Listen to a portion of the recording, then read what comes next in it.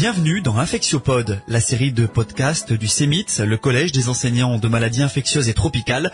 Dans cette première saison, le CEMIT vous propose de vous aider, internes, praticiens, quelle que soit votre spécialité, à mieux appréhender le bon usage des antibiotiques. Épisode 7, infection cutanée.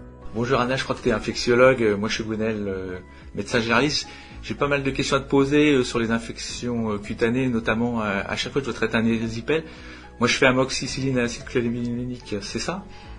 Pour commencer, Gwenel, on parle davantage de dermohypodermite bactérienne non nécrosante.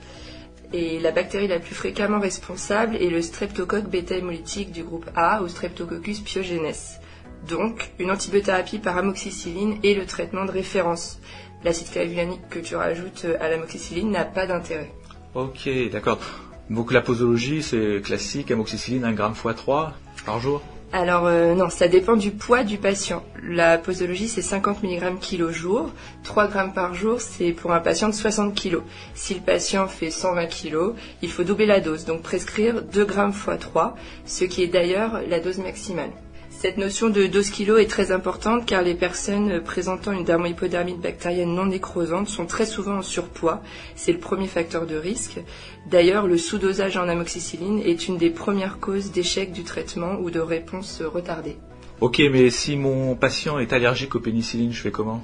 Les traitements de deuxième intention sont la pristinamycine, 1 g x 3, ou la clindamycine, 600 mg x 3 ou 4, si ton patient pèse plus de 100 kg. Et à ce propos, la clindamycine est aussi un antitoxinique que tu peux utiliser en association avec un anticoxygramme+. D'accord. Mais alors, l'amoxicilline acide clavulanique, ça s'utilise aussi dans certaines infections cutanées, non, je crois.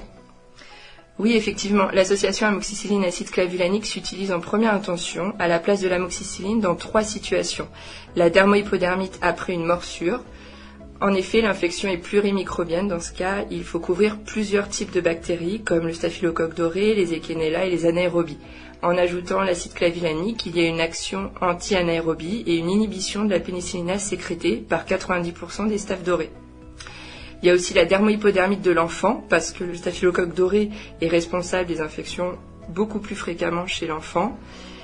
Et en cas de porte d'entrée suppurative ou folliculaire, pour la même raison, de prévalence plus importante du staphylocoque doré. Mais tu ne crois pas qu'un prélèvement local pourrait être utile pour identifier le micro-organisme et choisir le bon antibiotique ? Alors surtout pas, il ne faut jamais faire un écouvillon sur une lésion cutanée, tu trouverais toujours les bactéries de la flore commensale cutanée. Seule la ponction d'un abcès ou d'une collection est intéressante. Ok, alors quelle crème je peux mettre sur la peau dans ces cas-là ? Alors il n'y a pas de place pour les antibiotiques topiques dans la dermohypodermite. Et si tu veux voir une dermohypodermite nécrosante, teste les AINS. Non, sans rire, les AINS en crème ou Perros, de même que les corticoïdes, sont absolument contre-indiqués. En revanche, n'oublie pas la recherche et le traitement de la porte d'entrée. Ah bon, il y a toujours une porte d'entrée ? Oui, car l'épiderme est censé protéger des infections cutanées, c'est une barrière étanche. Et une effraction de l'épiderme dans un territoire vascularisé est la porte d'entrée pour les bactéries. Recherche la porte d'entrée car c'est l'élément le plus important pour éviter les récidives chez tes patients. Par exemple, un intertrigo interorteil doit être systématiquement recherché et traité. Une ampoule, un mal perforant plantaire, tu as compris le principe. Ouais, ok, merci. Mais j'ai une autre question. Combien de temps je traite ? Je dois traiter tant que la jambe est rouge ? Parce que des fois, ça dure longtemps. Non, surtout pas. Les études ont montré que 7 jours suffisent pour traiter la dermohypodermite non nécrosante. Il ne faut pas prolonger, même si tu es face à un aspect local encore pathologique. La régression des signes cutanés sont souvent retardés de 2 à 3 semaines par rapport aux signes généraux comme la fièvre.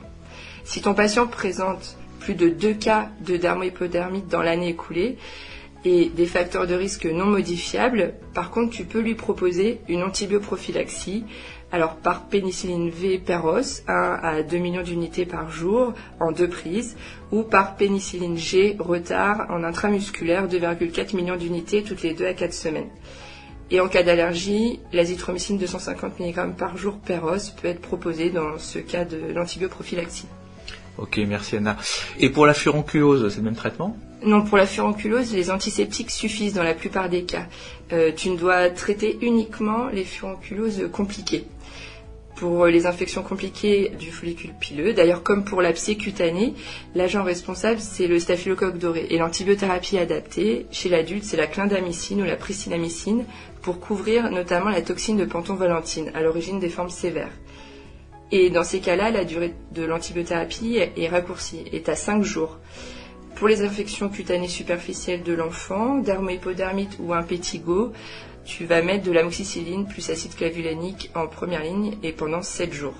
Ok, super. Au final, si j'ai bien compris, c'est assez simple. Dans la dermohypodermite non nécrosante, pas besoin de prélèvement microbio pour le diagnostic. Traitement par amoxicilline à dose adaptée au poids, sauf bien entendu s'il y a une morsure ou chez les enfants, parce que là, il faut prescrire un antistaphylocoque. De même que dans les infections compliquées du follicule pileux. Et dans tous les cas, aucune raison pour traiter de plus de 7 jours alors. Parfait. Merci à tous, on se retrouve très bientôt pour un nouvel épisode du podcast Infectiopod.